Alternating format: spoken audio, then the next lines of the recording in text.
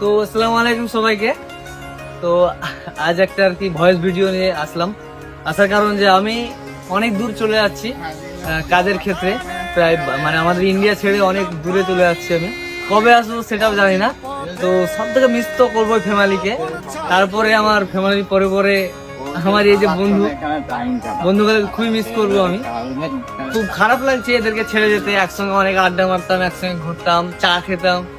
আর হয়তো পরবর্তীকালে কখন হবে সেটাও জানা নাই। তো তোমরা সবাই দোয়া করবা, আমি অনেক দূর চলে যাচ্ছি। তো সবাই ভালো থাকবা অ্যান্ড নিজের খেয়াল রাখবা। চলো টাটা।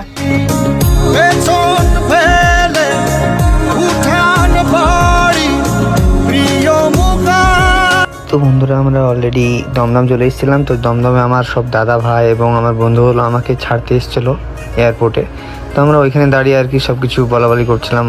আর এমনিতে তো আমার অনেক মন খারাপ, সবার মন খারাপ করছিল, ওর ফাঁকে একটু হাসাহাসি সব।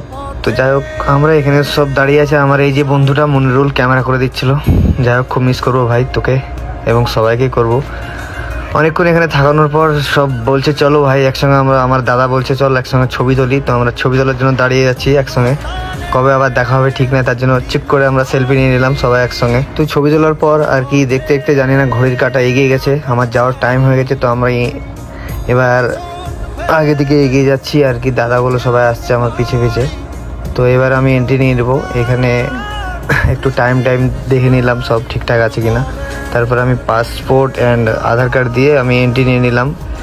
আমার এখানে একটু চেকিং হচ্ছিলো আর কি সব কিছু। তো এবার চলে যাবো আমি ভিতরে। আমার বাইরে থেকে আমার বন্ধুগুলো ক্যামেরা করছে আর কি। এই যে এবার দাদাদের ছবি এবং বন্ধুদের ছবি একটু করে নিলাম, জানি না কবে আবার দেখা হবে। তারপরে আমি আর কি চলে যাচ্ছি ভিতরে। দাদা এবং বন্ধুদের শেষ টাটা এবং বিদায় জানিয়ে চলে যাচ্ছি অনেক দূরে, মনটা অনেক খারাপ।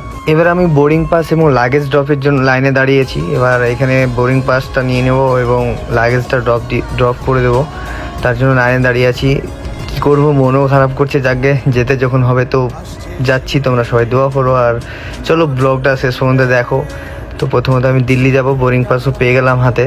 এবার আমার আর কি একটু ওয়াশরুম যেতে হবে। তো চলো একটু করে ওয়াশরুম থেকে এসে তোমাদেরকে ওয়াশরুমটা দেখাই। এই যে ওয়াশরুম, তো ওয়াশরুমটা বাস অনেকটাই সুন্দর। তো একটু ছবি টবি তুলে একটু স্টাইল মেরে আর কি যাই হোক করে নিলাম, যা ইচ্ছা যা মনে এলো তাই। চলো ওয়াশরুম থেকে বেরিয়ে এবার আমাকে যেতে হবে চেকিংয়ের উদ্দেশ্যে। তো চেকিংয়ের দিকে যাব। আমার গেট নাম্বার হচ্ছে 14।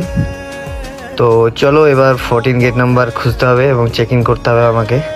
তো চলো 14 গেট নাম্বার খুঁজি, এবার দেখা যাক কোথায় পাওয়া যায়।